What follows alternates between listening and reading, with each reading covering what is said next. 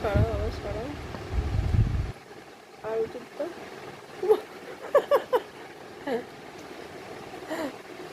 কি এলে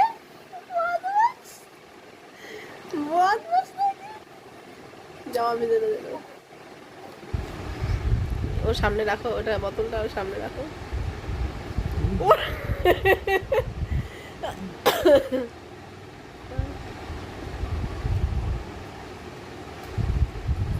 তোর এত জল ফেভারিট হয়ে গেল, দুদিন জল খেতে না খেতেই খায়নি না।